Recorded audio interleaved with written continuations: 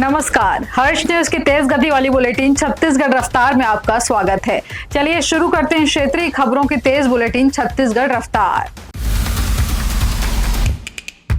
Chhattisgarh high court ने अनुकंपा नियुक्ति को लेकर महत्वपूर्ण फैसला सुनाते हुए कहा है कि केवल विवाहित होने के आधार पर किसी बेटी को मृतक कर्मचारी के आश्रित होने के अधिकार से वंचित नहीं किया जा सकता।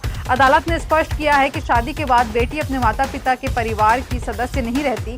यह धारणा लैंगिक रूढ़िवादिता पर आधारित है और संविधान के समानता के सिद्धांत के विपरीत है। न्यायमूर्ति संजय के अग्रवाल की एकल पीठ ने अफीफा खान उर्फ देवांगी चौधरी द्वारा दायर याचिका को स्वीकार करते हुए बैंक ऑफ महाराष्ट्र द्वारा अनुकंपा नियुक्ति का आवेदन खारिज करने का आदेश निरस्त कर दिया। अदालत ने बैंक को निर्देश दिया है कि सुप्रीम कोर्ट के कुलसुम निशा बनाम उत्तर प्रदेश राज्य 2026 के निर्णय के आलोक में 30 दिनों के भीतर आवेदन पर नए सिरे से फैसला लिया जाए। प्रदेश की अद्वितीय सांस्कृतिक विरासत और राम भक्ति की अनूठी परंपरा को राष्ट्रीय स्तर पर पहचान मिली है। रामनामी समुदाय के जीवन, आस्था और सांस्कृतिक विरासत पर आधारित डॉक्यूमेंट्री फिल्म रामनामी को 72वें राष्ट्रीय फिल्म पुरस्कार में सर्वश्रेष्ठ डॉक्यूमेंट्री का सम्मान मिला है। इस फिल्म का निर्देशन प्रसिद्ध फिल्मकार भारत बाला गणपति ने किया है। मुख्यमंत्री विष्णुदेव साय ने इस पर हर्ष जताया है। उन्होंने कहा है कि पूरे प्रदेश के लिए गौरव की बात है। रामनामी समाज की अनूठी परंपरा हमारी लोक संस्कृति का गौरव का प्रतीक है। यह सम्मान प्रदेश की सांस्कृतिक विरासत को राष्ट्रीय पटल पर नई पहचान दिलाएगा। डॉक्यूमेंट्री में प्रदेश के रामनामी समुदाय की अनकही कहानी को संवेदनशील ढंग से प्रस्तुत किया गया है। दक्षिण पूर्व मध्य रेलवे के रायपुर मंडल में भाटापारा और हथबंद स्टेशन के बीच तीसरी लाइन सेक्शन पर ऑटो सिग्नलिंग कमीशनिंग के लिए नॉन इंटरलॉकिंग का काम किया जाएगा। इसके चलते 22 और 23 जुलाई को बिलासपुर, रायपुर, कोरबा और गेवरा रोड रूट की 8 मेमू और पैसेंजर ट्रेनों को कैंसिल कर दिया गया है, जिससे यात्रियों की मुसीबत बढ़ जाएंगी। रेलवे प्रशासन का दावा है कि बिलासपुर रेलवे जोन में इंफ्रास्ट्रक्चर डेवलपमेंट का काम तेजी से चल रहा है। इस काम को जल्द पूरा करने का प्रयास किया जा रहा है ताकि इससे यात्रियों को सुविधाएं मिल सकें। इसी कड़ी में तीसरी लाइन का भी काम चल रहा है। छत्तीसगढ़ में मौसम विभाग ने उत्तर छत्तीसगढ़ के कई इलाकों में अगले एक हफ्ते तक भारी बारिश का अलर्ट जारी किया है। रायपुर और सरगुजा संभाग के कुछ स्थानों पर भारी बारिश, गरज चमक और बिजली गिरने की चेतावनी दी है।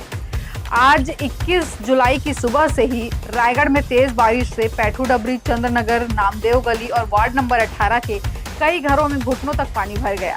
पिछले 24 घंटे में प्रदेश के उत्तर और मध्य हिस्सों में हल्की से मध्यम बारिश हुई और रायपुर और सरगुजा संभाग के कुछ इलाकों में भारी बारिश दर्ज की गई। सबसे ज्यादा 110 मिलीमीटर बारिश प्रतापपुर में रिकॉर्ड की गई। छत्तीसगढ़ में सोनम वांगचुक के समर्थन में युवाओं ने प्रदर्शन किया। रायपुर में एनएसयूआई कार्यकर्ताओं ने नीट पेपर लीक का विरोध जताया। डॉक्टर भीमराव अंबेडकर चौक पर अलग अलग छात्र संगठनों, सामाजिक संगठनों से जुड़े युवा धरने में शामिल हुए। प्रदर्शन के दौरान एनएसयूआई के 5 कार्यकर्ता अनिश्चितकालीन भूख हड़ताल पर बैठ गए। हंगर स्ट्राइक करने वालों में हेमंत पाल, अनुज शुक्ला, इंडिया वृत लहरे, डिंकल और सोनम शामिल हैं। इसके अलावा प्रदर्शनकारियों ने खून से धर्मेंद्र प्रधान इस्तीफा दो लिखकर विरोध दर्ज किया। रायपुर में नाबालिगों के वाहन चलाने के बढ़ते मामलों को देखते हुए पुलिस ने सख्ती शुरू कर दी है। विशेष अभियान के तहत शहर के कई स्कूलों के बाहर जांच के दौरान 61 नाबालिग छात्रों को दोपहिया वाहन चलाते हुए पकड़ा गया। सभी छात्रों के अभिभावकों को शाम 5 बजे यातायात मुख्यालय कालीबाड़ी बुलाकर काउंसलिंग की गई और भविष्य में नाबालिगों को वाहन नहीं देने की समझाइश दी गई। यातायात पुलिस ने स्पष्ट किया कि आने वाले दिनों में स्कूलों के बाहर नियमित जाँच अभियान जारी रहेगा। शिक्षा का उद्देश्य केवल परीक्षा में अच्छे अंक लाना नहीं, बल्कि बच्चों में नैतिक मूल्यों, वैज्ञानिक सोच, सामाजिक संवेदनशीलता और राष्ट्र भावना का विकास करना है। शिक्षा संस्कारित समाज, सशक्त राष्ट्र और विकसित छत्तीसगढ़ के निर्माण की सबसे मजबूत आधारशिला है। राज्य सरकार का संकल्प है कि प्रदेश का कोई भी बच्चा संसाधनों या अवसरों के अभाव में अपने सपनों से वंचित न रहे। गुणवत्तापूर्ण शिक्षा, आधुनिक अधोसंरचना, तकनीकी संसाधन और समान अवसर उपलब्ध कराकर प्रदेश की नई पीढ़ी को भविष्य की चुनौतियों के लिए तैयार किया जा रहा है। छत्तीसगढ़ के 1000 से ज्यादा अतिथि शिक्षक अपनी मांगों को लेकर आंदोलन कर रहे हैं। दुर्ग में हिंदी भवन के सामने पिछले 20 दिनों से धरने पर बैठे शिक्षक सोमवार को संविलियन, सेवा सुरक्षा, समान वेतन और मानदेय बढ़ाने की मांग को लेकर शिक्षा मंत्री गजेंद्र यादव के निवास पर घेराव करने पहुंचे। बारिश के बीच रैली निकाली, शाम को फ्लैश लाइट जलाकर विरोध जताया और देर रात शिक्षा मंत्री के बंगले के बाहर सड़क पर ही रात बिताई। शिक्षकों का कहना है कि वे पिछले 11 साल से दूर दराज और नक्सल प्रभावित इलाकों के स्कूलों में पढ़ा रही हैं, लेकिन आज भी केवल मानदेय के भरोसे काम चल रहा है।